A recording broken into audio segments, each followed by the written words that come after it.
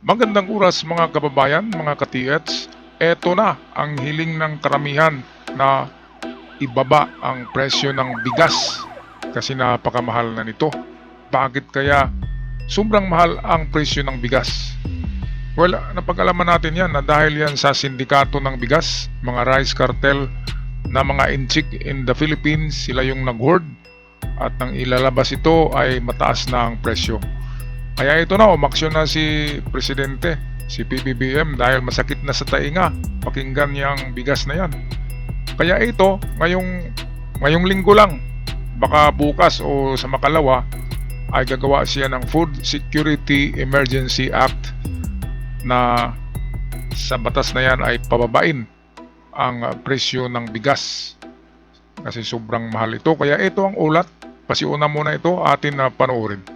Alam mo bang posibleng magdeklara ng food security emergency sa January 22, 2025? Sa Wednesday na yan, inaantay na lamang ng Department of Agriculture o DA ang apormal na rekomendasyon ng National Price Coordinating Council or NPCC para magdeklara ng food security emergency sa bigas. Ayon kay Pangulong Ferdinand Marcos Jr. sa isang ambush interview sa Leyte. Sinabi niyang inaasahang matatanggap ito sa susunod na linggo. Sinabi rin ni DA Secretary Francisco Tiu Laurel Jr. na justified ang hakbang dahil sa sapat na datos at patuloy na pagtaas ng presyo ng bigas. Ayon kay DA spokesman Arnel de Mesa, inaasahang maire-review ang resolusyon ngayong araw o bukas at maaaring magdeklara na ng food security emergency sa Miyerkules. Ayan, so dapat i-martialo nga yung mga ano na yan eh. Nagtitinda ng bigas na sobrang mahal-mahal eh, di ba? Na-vlog ko na yan noong nakaraang linggo na ang kuha niyan per kilo sa National Food Authority ay nasa 27 lang per kilo ang kuha ng mga middleman. And then ibebenta nila ng 38 sa mga retailer at ang retailer naman ibebenta ng 50 hanggang 60. Kaya merong kagaguhan, merong sindikato, merong hindi tama. Maling-mali ang proseso ng pagbenta ng bigas galing sa bodega, napakamura lang, pero pagdating sa retailer ay dinoble. Kaya dapat merong makulong dyan, parusahan, kasi sobra-sobra kung magpatong ng presyo. Kaya ito, para maniwala kayo na totoo itong balitang ito, na gawing mura ni PBBM ang bigas, hindi lang natin maisabi kung magkano ba ang per kilo kasi pagmitingan pa yan kung kaya ba ng mga retailer ang ganong kababa na presyo. Kaya hanap muna tayo ng artikulo sa mga legit channel. Okay, hanap muna tayo. Dito tayo ito. Ito, declaration galing to sa GMA News Online. So ito, merong declaration of food security emergency will be seen on January 22. Bukas na to eh. Grabe, bukas na pala to. Ang bilis-bilis. Ito parang martialo na ito sa mga rice cartel. Ginawa kasing sindikato, sobrang taas. Taas ng presyo. Kaya ito, the Department of Agriculture expected to declare food security emergency in the coming week. Umpisa ngayong January 22. So ito talakayan nila kasama si PBBM. Of course, yan kasi ang sinabi ni PBBM na sa pag-upo niya ay bababa ang presyo ng bigas. Pero hindi nangyari kasi nandyan nga yung mga sindikato diyan ng bigas. Ang expectation by Monday, next week siguro ito, marireceive na ng Department of Agriculture yung kopya ng resolusyon. Ayan, merong resolusyon ng approval ng recommendation na mag-declare ng food security emergency. The Department of Agriculture spokesperson, Assistant Security Arnel de Mesa, told reporters at the sidelines of a news forum on Saturday.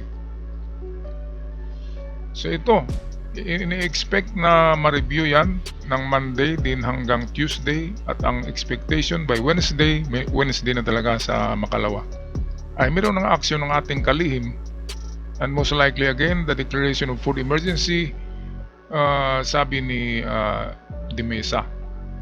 So ito, totoo talaga na mayroong food declaration emergency, and of course, ang panghuling pipirma ng resolusyon na yan ay si PBBM.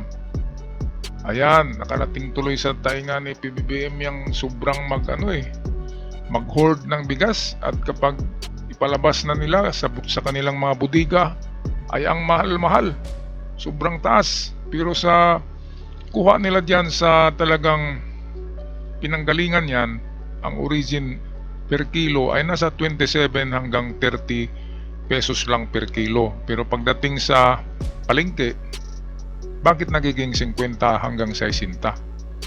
Kaya yan dapat ang imbestigahan kung bakit tumubo ng ganyan kalaki. So sa palagay ko, itong mga 50 per kilo, baka bababa na ito sa 40. Okay na rin kung nasa 10 piso ang pagbaba, ay maganda na sa bulsa, di ba? Nako, hindi talaga natin maano kung ang bakit ganun. Kasi sa bodega ang mura lang ng sa NFA 27 lang per kilo. Kaya nga lang palaging shortage ang NFA. Meron ding sindikato diyan eh. Bakit na shortage? Bakit naubos kaagad yung mga stock sa NFA? Kasi binibenta nila din ng wholesale. Hindi nila nire-retail. Kasi wholesale yan ng mga inchik. Bibili ang mga inchik, dalhin sa kanilang bodega, itatago. And then pa yan, yung mga NFA rice, imimix pa yan sa magagandang klaseng bigas. And then ibenta na ang pangalan ay magandang pangalan, sabihin natin Biabunda na bigas o Boy Abunda ba, ganyan. Kaya mayroong mga kalukuhan diyan sa dapat gagawa ng batas diyan dito sa bigas, na wag gawing sobrang negosyo, wag gawing sindikato, at wag gawing parang droga ang kalakalan nito na sobrang mahal. Kaya dapat gagawa ng batas na ikulong yung mga nag-hoard ng bigas at nagpapatong ng sobrang taas na mga presyo. So ganyan ang magandang rekomenda ni PBBM para matigil na yung pagtaas ng bigas na yan. Grabe naman, ang mura-mura lang yang galing ng Vietnam at China, pagdating dito sa atin triple na. So ang nag-manipulate niyan ay malalaking businessman pa rin. Yan yung mga inchik. Wala na talaga akong ituturo pa eh. Kasi dito sa lugar ko, mga inchik yung nag-hoard sa kanilang bodega, ini-stock ng matagal, and then antayin nila na medyo tataas ang presyo ng bigas, doon nila ilalabas yan. Pero ang kuha nila diyan talagang mababa lang. Meron pang binibihisan, di ba? Yung sako ay pinalitan eh. Ang NFA na sako tinanggal, and then pinalitan ng yung mga magagandang klaseng brand ng bigas. Sabi nila Bia Boy Abunda rice. Alright, so mga kababayan, hanggang dito na lang muna ako. Atin lang to ang tabayanan, magandang balita to. Ngayong week lang na ito ay malaman natin ano ang resulta ng kanilang resolusyon. Ako'y magpaalam na, maraming salamat.